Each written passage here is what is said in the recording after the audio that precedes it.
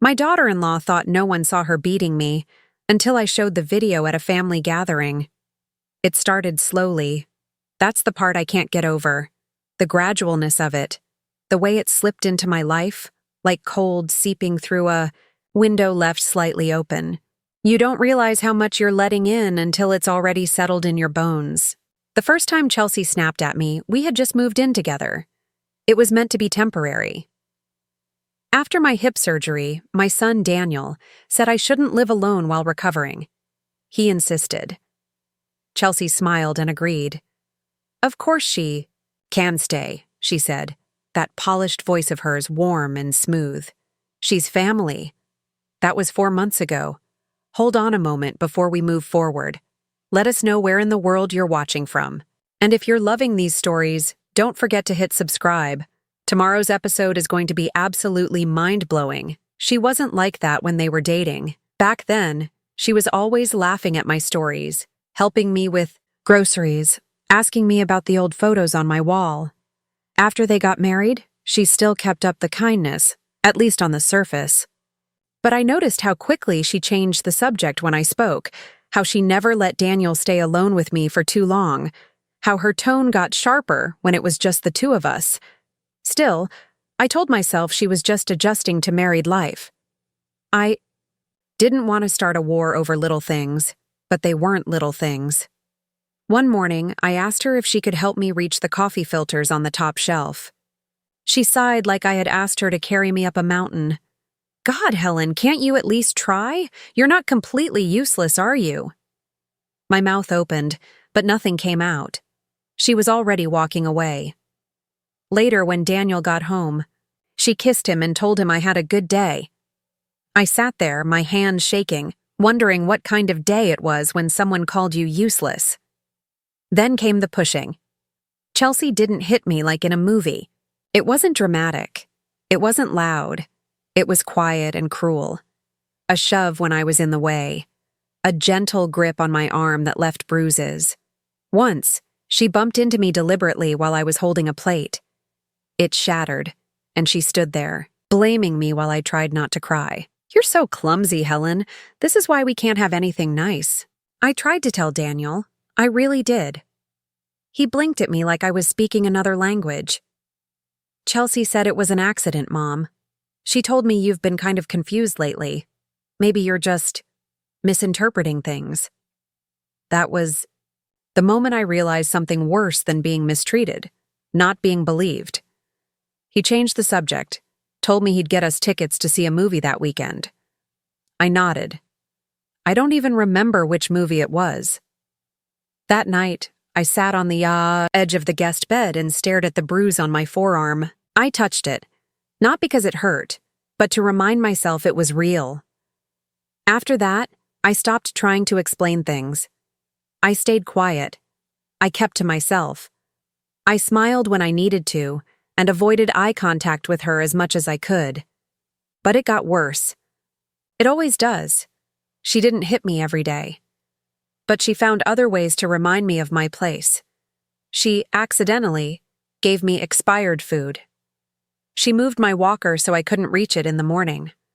One time, she left the front door unlocked, on purpose, and blamed me, told Daniel I was becoming a danger to myself. I stopped sleeping well. I would lie awake at night and listen for her footsteps. And I started forgetting things, small things at first. Whether I took my pills, whether I had eaten lunch. I thought maybe I was really losing it. Maybe she was right. Maybe I was a burden. Then, one afternoon, something snapped. She had just shoved me onto the couch again because I got in the way while she was vacuuming. It wasn't even hard. Just fast and careless. But I landed wrong and knocked my elbow against the wooden armrest. She didn't say sorry. Just glared at me and turned the vacuum back on. Daniel was working late. No one was coming. That's when the idea came. I had a phone. It wasn't fancy, but it worked. I remembered how my grandson once showed me how to record a video. I never thought I'd use it. But that night, after Chelsea went to bed, I took the phone into the living room and figured out how to set up the camera on the bookshelf. I practiced placing it between the photo frames. It wasn't obvious. but it was in her eyes. She was ready for a place that didn't carry the same memories. When they left that day, I watched the moving truck drive off, then closed the door to my apartment. There was nothing to clean up, nothing to fix, no trace of anything broken. Months ago, I had recorded a video because I needed someone to believe me. Today, I didn't need that video or anyone's validation to know who I was. I had kept what mattered, my dignity, my peace, my choice. And I had left behind what didn't. I kept track, not because I was counting the days, but because I wanted to understand what changed and what hadn't. I marked the days on a calendar in the kitchen, not with circles or notes, just a simple line through each box. Every line meant another day of living on my own terms. Another day where I chose what to do, who to see, and when to speak. The apartment was small but manageable. I had settled into a routine. I woke up early. I made my own breakfast. I read for a bit. Sometimes I took a walk to the park nearby. There was a small bench by a tree where I liked to sit. No one bothered me. Most of the time, people barely noticed I was there, and that suited me just fine. Daniel visited once a week, sometimes with Emily, sometimes alone. They never stayed long. We kept the visits short on purpose. It wasn't avoidance, it was space. We were all figuring out how to relate to each other again. Without Chelsea in the picture, there was no longer a person directing the tone of every conversation, no one deciding which topics were safe. But it didn't mean things fell into place easily. They didn't. We had to adjust. Chelsea hadn't. Come back. Not to the house. Not to visit. Not even to fight. Daniel said she agreed to supervised visits with Emily, and so far, she hadn't requested any. Emily hadn't asked about her, and Daniel didn't push. We all understood that her silence said enough. One day while Daniel and I were sitting on my patio, he told me he was thinking of selling the house. I've been walking around that place, he said, and it doesn't feel like mine anymore. I nodded. Then maybe it's time to go. Emily's okay with it. She said she'd rather start fresh somewhere else. You'll figure it out. I think I already have. He didn't need advice. He just needed to say it out loud. Before he left that afternoon, he handed me a small envelope. "What's this?" I asked. "Something from Emily." Inside was a short handwritten note. It said, "Thank you for not leaving when things got hard. I didn't understand before. I do now." I folded the note and placed it in my drawer. I didn't need a frame or a reminder on the wall. Just knowing it was there was enough. A week later, Emily came over by herself for the first time. She brought a pie she had made in her school's cooking class. It wasn't perfect. The crust was too thick, the filling a little too sweet, but I told her it was good because it was. We sat at the table and talked about her schoolwork, her plans for the summer, her friend who had just gotten a driver's permit and was already acting like he owned the road. She was opening up more, the way she used to before everything got strange. I listened. That's all she seemed to need. Before she left, she stood in the doorway, holding her bag. "You look better," she said. "Than what?" "Than before. When you lived with us?" I didn't argue. She looked down at her shoes. "Sometimes I feel like I should have noticed sooner." "That's not your job," I said. "It was your mother's job not to put you in that position." She nodded. "Okay." And then she hugged me. Not out of obligation, not quickly. She hugged me like she meant it. That night, I opened a box I hadn't touched since the move. Inside were some old things I hadn't decided what to do with. A few photos, a couple of notes from my late husband, a scarf Emily had given me years ago. At the bottom was the phone I'd used to record the video. I turned it on. The battery was almost dead, but it worked. I scrolled through the videos, found the one I had played at Daniel's birthday. I watched the first 10 seconds. That was all I needed. Her voice, her tone, the way she stood above me. I didn't flinch. I didn't get upset. I didn't feel weak. I deleted the video. I deleted the backups too. Some people would have kept it for legal protection, others for proof. I didn't need it anymore. What needed to be seen had been seen. What needed to be believed had been believed. Keeping it now would only keep me tied to something I had already walked away from. Not long after that, Daniel called me with news. She filed for divorce, he said. It's official now. And how do you feel? Strangely fine.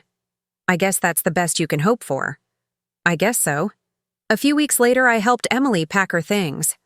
Daniel had found a new house. Smaller, simpler. They were moving in before the school year ended. Emily was excited. Not overly so. And I'll cover the deposit. You don't have to. I want to. That was the end of that part of the conversation. Simple. Clean. 3 days later, I visited the apartment complex. The manager, a woman in her 50s named Susan, was kind and straightforward. The place was nothing fancy. Carpet floors, neutral walls, a tiny patio in the back. But it was clean. It had a working heater. It was quiet. And it was mine. I signed the papers that same afternoon. The move was scheduled for the following week. Daniel rented a van. Emily helped me pack. I didn't have much, just a few boxes, some clothes, my old teapot, and a small collection of books. I left most of my furniture behind. That house still belonged to Daniel and Emily. It didn't need to feel like mine anymore. The night before the move, I sat in my room and looked around. The same room where I had cried silently more times than I could count. The same room where I had hidden bruises and doubts and that phone I used to record Chelsea. I wasn't sad to leave it, but I wasn't bitter either. Just done. That night, Daniel knocked on my door again. You know, he said, when you first came here after the surgery, I thought we were doing you a favor, giving you a place to recover, letting you rest. I waited, but we weren't helping you. You were helping us. You helped keep this house together longer than I realized. I didn't say anything. I didn't need to. I just wanted to say thank you. For putting up with everything. For not giving up on me. I didn't do it for you. I said plainly. I stayed because I didn't want to be hurt again. And when I stopped being afraid, I left. He nodded. Still, thank you. The next morning, the move was quiet. A few trips back and forth. Some short instructions. By noon, the last box was inside my new apartment. Daniel and Emily helped me set up the basics. Bed, kitchen, TV. Then they left, saying they'd come back in a few days with anything I needed. I stood in the middle of the living room for a few minutes after the door closed. No noise, no footsteps, no tension, just stillness. The next few days were uneventful, and that was exactly what I wanted. I made my own meals, took walks around the neighborhood, started reading again. I even planted a few flowers on the small patio, something I hadn't done in years. My body was still stiff, but it moved without fear now. Emily came to visit that weekend. She brought a small bag of groceries and a housewarming card. This place is nice, she said, looking around. It smells like you. I wasn't sure what that meant, but I smiled anyway. She sat with me for an hour. We didn't talk much about Chelsea. Instead, she told me about a new art class at school and how she was thinking of applying for a summer internship. She still carried weight behind her eyes, but she was starting to look forward again. That was enough for me. Before she left, she stood at the door and hesitated. Do you miss us? I do, she nodded. I miss you too. A few days later, Daniel came by. He brought over a toaster and a small rug for the hallway. We talked for a while. He looked better. Still tired, still figuring things out, but better. He mentioned that Chelsea's lawyer had reached out. She wanted to discuss visitation with Emily, and possibly mediation instead of a drawn-out court battle. I'm not sure what to do, he said. Let Emily decide, I said. She's old enough to have a say. He nodded slowly. Yeah, that's probably the right call. Before he left, he looked around the apartment and said, It suits you. Because it's quiet? I asked. No, because it looks like no one here has to prove anything. I walked him to the door. When he left, I closed it behind him and stood there for a moment. This time, I didn't feel like a guest. I didn't feel like someone who needed to wait for permission to exist. I felt like someone who belonged in the space she created for herself. That night, I cooked dinner for one. Turned on the TV, watched something that didn't remind me of anything. Went to bed when I wanted. No checking if someone needed something. No voices waiting to bite if I said the wrong thing. The house I had left behind was not a bad place. It just wasn't mine anymore. Now I had something better. It wasn't about the furniture or the layout. It was the air. It was the silence. And this time, it was mine. It had been 3 months since I moved out. That's not your fault, but I hate that you had to go through all that.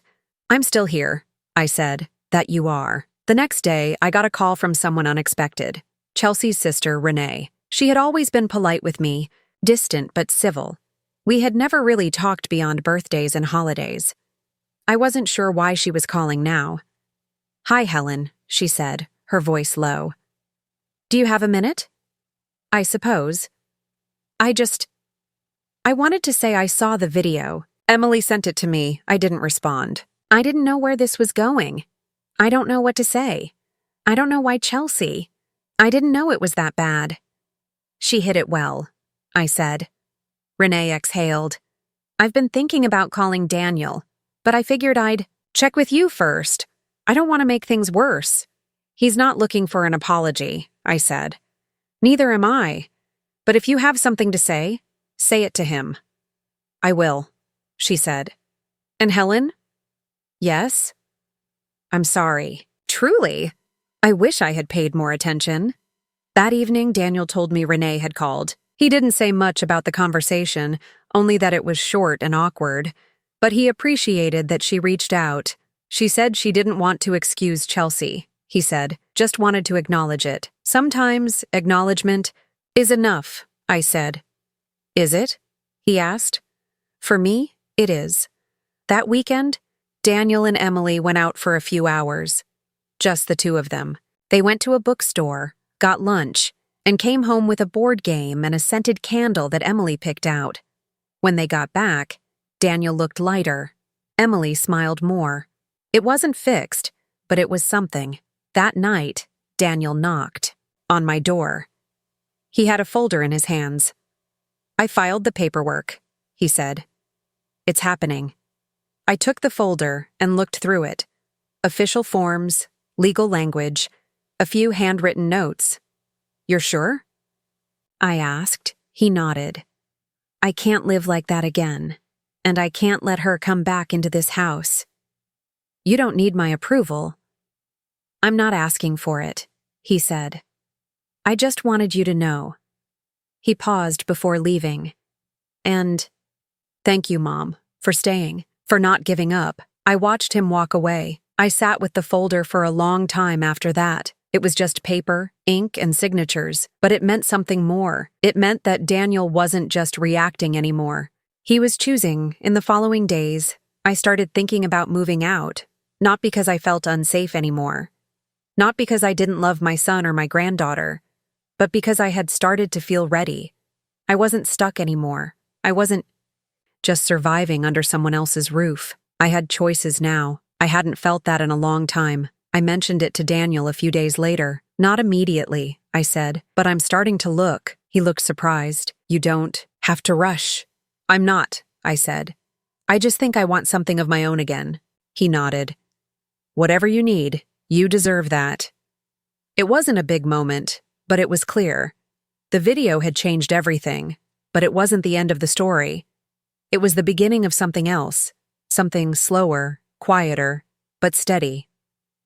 Was no longer waiting for someone to notice what was wrong. They had seen it. Now I was free to decide what came next.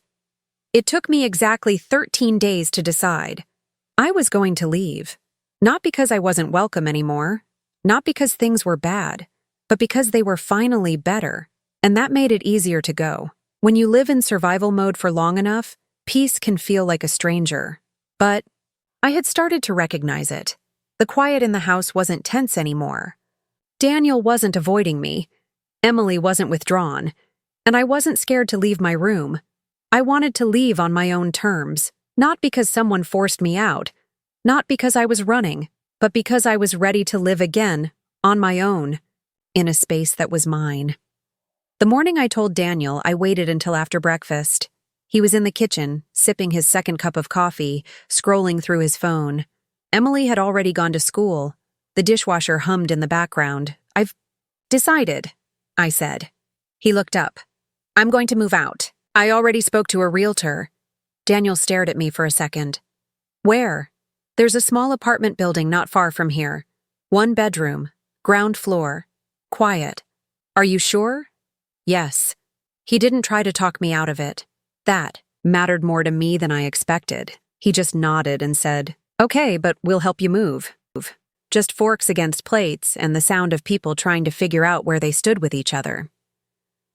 Over the next few days, things slowly settled. Chelsea didn't come back. Daniel started sleeping better. Emily began acting more like herself. She even asked me if I wanted to watch a show with her one night. I said yes. It wasn't much, but it was something. One morning, Daniel sat across from me and said, "I'm going to file for separation." I didn't say anything at first. Then I asked, "Do you want her back?" He shook his head. "No, I just don't want to keep pretending. I saw who she really was. I can't unsee it." "You're doing the right thing." He nodded. I know. That night, I went to bed and didn't lock the door. For the first time in a long time, I didn't feel the need to. It would take time for things to heal, maybe months, maybe longer. Some wounds don't go away just because the person who caused them leaves the house. But for the first time in months, I wasn't afraid to wake up the next day. The week after Chelsea left, the house changed in ways that were hard to explain. It wasn't about the furniture or the layout. It was something else. Something in the way we walked, spoke, moved. Like we were learning how to breathe again without having to tiptoe. The silence that followed wasn't heavy. It was cautious. We didn't talk much about what happened, and I didn't bring up the video again. I didn't need to. It had done what I needed it to do. The rest was Daniel's responsibility now. He followed through. He called a lawyer and scheduled a meeting. I didn't ask about the details, but I overheard bits and pieces when he spoke on the phone. Terms like joint assets, separation of property, custody agreement. Apparently, Chelsea had agreed to shared custody of Emily, though Emily wasn't speaking to her much either. They exchanged short messages, nothing more. Emily didn't cry. She just seemed tired, like the weight of having to figure out where her loyalty belonged had already drained her. Daniel had also started making changes around the house, as if removing the physical traces of Chelsea would make things feel more normal. He took down their wedding photo from the hallway, replaced the welcome mat she had bought with a plain one. He cleaned the garage and got rid of a set of wine glasses that had never been used, but that Chelsea insisted they needed. None of these things were loud or dramatic, but they mattered. They made space for him. For Emily, for me. But it didn't mean everything was fine. One afternoon, about 10 days after Chelsea left, I caught Daniel standing in the kitchen with the fridge door open for what felt like too long. He wasn't looking for anything. He was just staring. I didn't say a word, but I watched him from the hallway. He closed the fridge, sighed, and leaned on the counter like he was trying to stay upright. When he noticed me, he straightened. "Just tired," he said. I nodded. "You don't have to pretend." He didn't respond. Instead, he walked out the back door and sat on the steps outside. I didn't follow. That kind of silence, grief, confusion, embarrassment, had to be sat with alone sometimes. A few nights later, during dinner, Emily asked, "Is she going to come back?" Daniel looked at her. "Do you want her to?" Emily shrugged, but I could see in her face that she didn't know.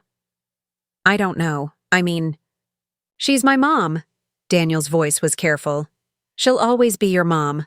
No one's going to take that away from you." "But I saw the video," she said, pushing her food around her plate. "I know what she did."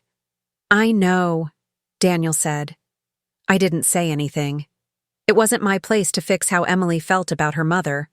That wasn't something anyone else could do for her. After dinner, I cleaned the kitchen alone. Daniel sat with Emily in the living room, probably trying to answer questions he couldn't really answer. When I finished, I went to my room and sat down to call my sister in Florida.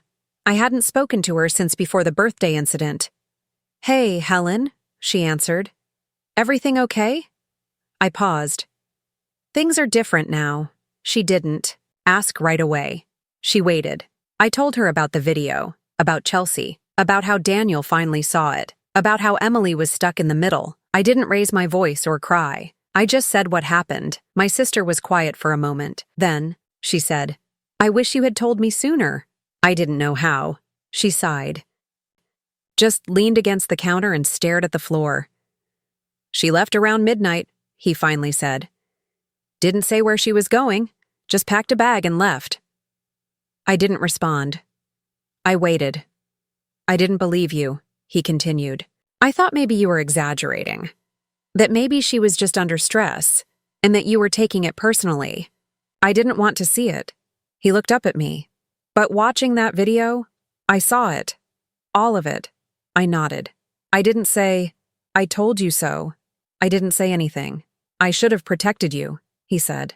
I swallowed, feeling a sharp tightness in my throat. You can't protect someone if you don't believe they're in danger. He sat down across from me and put his face in his hands. What am I supposed to do now? That was the question. I didn't have an answer. For the next 2 days, Chelsea didn't come back.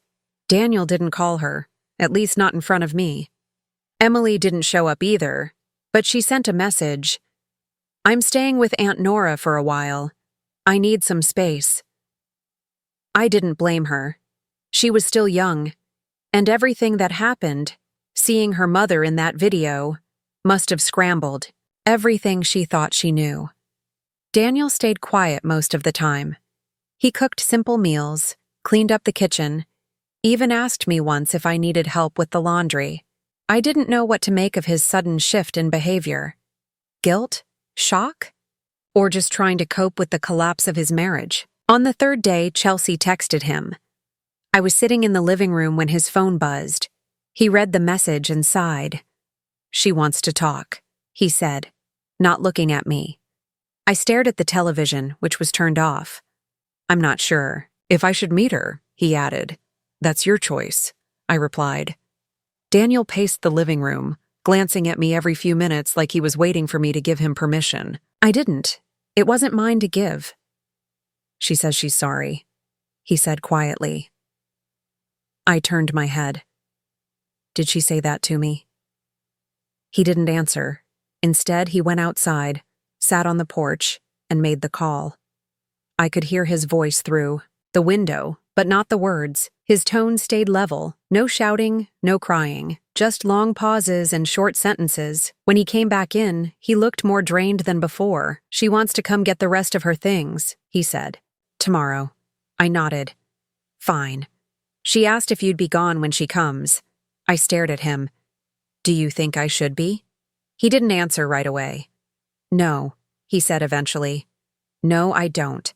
The next day, Chelsea returned. She didn't knock. She used her key, walked in like she still lived there. Her hair was tied back. She wore sunglasses, even though it was overcast. She didn't speak to me. She moved quickly, going room to room, grabbing clothes, shoes, a few framed photos. She didn't touch the kitchen or the guest room, didn't even look at the living room where the video had played. She barely acknowledged Daniel. They spoke quietly in the hallway, and I stayed in my chair, pretending not to listen, but I could hear enough. "I don't want this to end like this," she said. "You made choices," Daniel replied. "Now we're all just living with them." She left in under an hour. No goodbye, no apology. Just a slamming door and the sound of her car pulling away. After she was gone, I stood up and walked slowly to the kitchen. I opened the cabinet where she used to keep the vitamins she never reminded me to take, then the drawer where she always hid the receipts from her shopping sprees. Everything was still. Everything was still mine, but it felt foreign. That evening, Emily came back.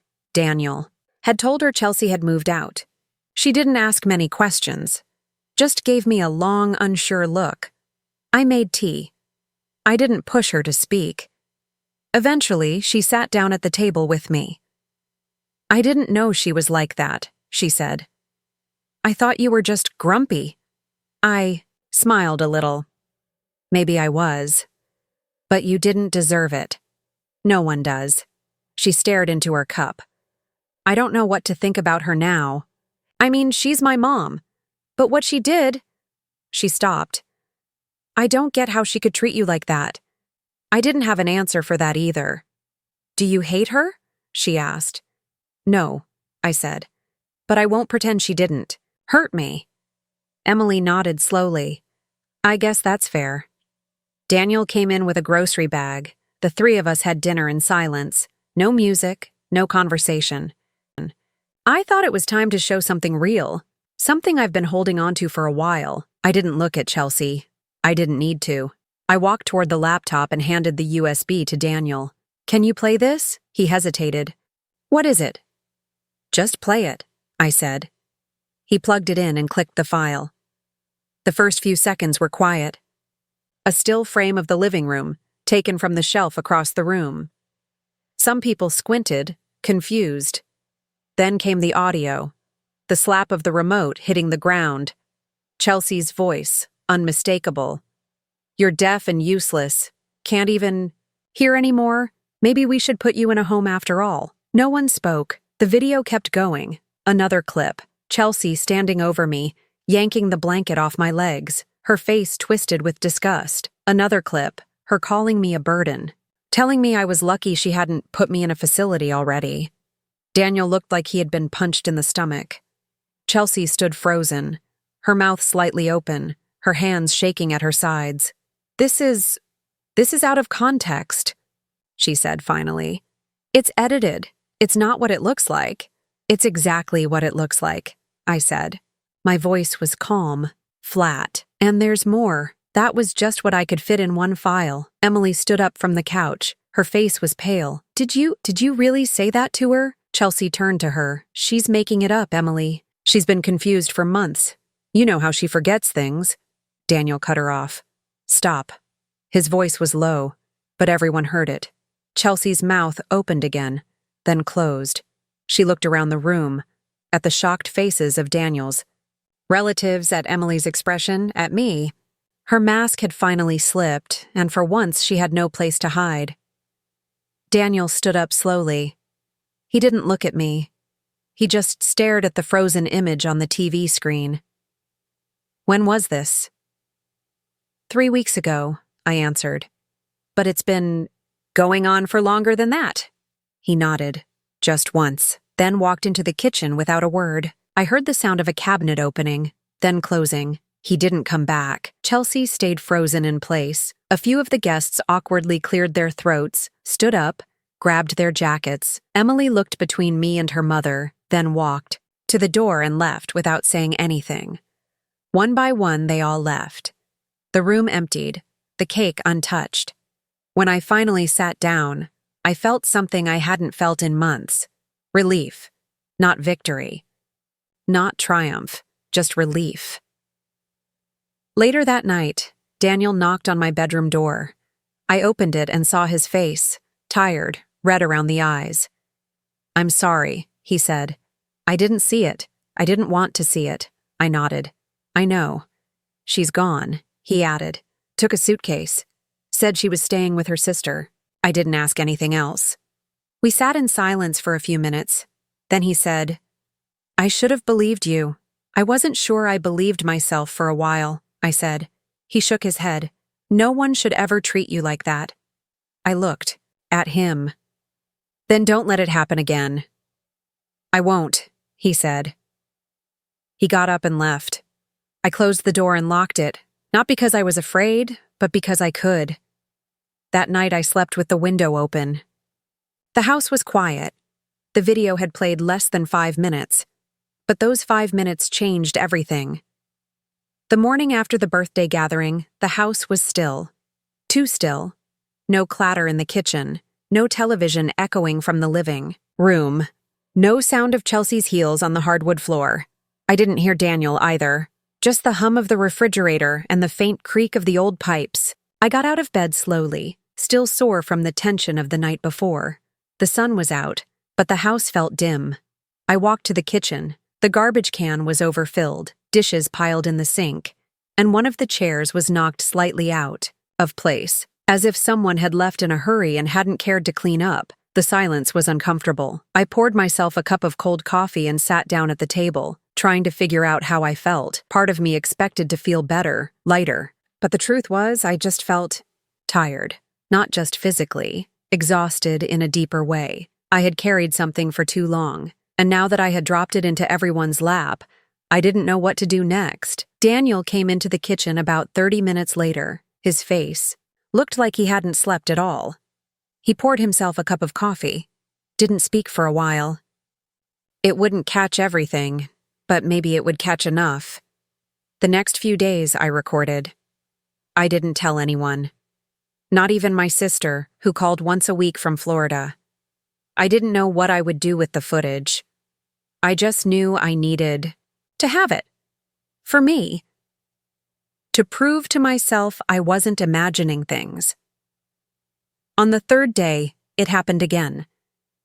Chelsea was annoyed because I asked her to repeat something she mumbled. She walked over and slapped the remote out of my hand. "You're deaf and useless. Can't even hear anymore? Maybe we should put you in a home after all." Then she yanked the blanket off my legs and stormed out of the room. I didn't move. I didn't cry. I just looked at the shelf where the phone sat, recording everything. Later that night, I watched the video. My hands were trembling. I saw her face, the rage in her voice, the way she invaded my space. It wasn't just words. It was real. It was happening. And now I had proof. But I didn't rush to show it to Daniel. Not yet. He wouldn't believe me. Not unless he had no choice. Instead, I waited. 3 weeks later, Daniel invited the whole family over for his birthday. My granddaughter, his stepdaughter, from Chelsea's previous relationship was coming too. I hadn't seen her in months. They were planning a dinner, a cake, a slideshow of old family photos on the living room TV. I heard Chelsea bragging about it to her sister on the phone. "It's going to be perfect. Everyone will be there." That's when I knew. It had to happen that night. I copied the video to a USB drive and slipped it into my purse. I didn't say a word, just waited for the right moment. I wasn't afraid anymore. That night, something changed in me. Something settled. I didn't want revenge. I didn't want to humiliate anyone. I just wanted one thing: to be seen, to be heard, to be believed. And they were all going to see it, whether they wanted to or not. The day of Daniel's birthday came with more noise than I was used to. Chelsea had been up since early morning, moving between the kitchen and living room like a stage manager preparing for some kind of performance. She was dressed in her best casual outfit, the kind that looked effortless but clearly wasn't. I stayed in the background like always. That was the role I was given in this house. Quiet, out of the way, convenient. I had laid out my own clothes the night before. A plain blue sweater, slacks, hair brushed and pinned neatly. Nothing flashy. I didn't want attention. I just wanted them to see what I had been living through. And I knew the only way to do that was not to argue, not to scream, not to confront. The video would speak for me. By late afternoon, people started to arrive. Daniel's cousin Chris, his aunt Nora. Then came his daughter from Chelsea's first marriage, Emily, now 17 and quieter than I remembered. She gave me a quick hug. "Hi, Grandma Helen." It was the first time anyone in that room had called me Grandma in weeks. I almost cried. Daniel was in a good mood. He greeted everyone at the door, passed around drinks, joked about turning 41. He wasn't a bad man. That was the hardest part. He wasn't cruel. He wasn't violent. He was just blind. And Chelsea made sure he stayed that way. At one point, Chelsea walked by me in the hallway and said under her breath, "Try not to embarrass anyone tonight, Helen. Just sit and smile." Her tone was sharp, but her face remained polite in case someone was watching. I didn't answer. I just returned to the living room and sat near the TV. I kept my purse next to me. The slideshow started around 7:30. Daniel had connected his laptop to the big screen and set up a loop of old pictures, birthdays, vacations, a few blurry ones from when Emily was little. People laughed and pointed. I watched in silence, There were hardly any photos of me. Even when I had lived nearby, I had always been the one holding the camera. Then came the moment I had been waiting for. Daniel stood up and clapped his hands. "Before we cut the cake," he said, "does anyone else have something to share? Memories? Videos? Anything?" He looked around with a grin. My heart pounded in my chest. My hands were cold, but steady. I reached into my purse and pulled out the USB drive. "Actually," I said, loud enough for the room to hear, "I do have a video." The room fell quiet. Chelsea froze. Emily looked surprised. "You made a video, Grandma?" "Yes," I said, standing up slowly.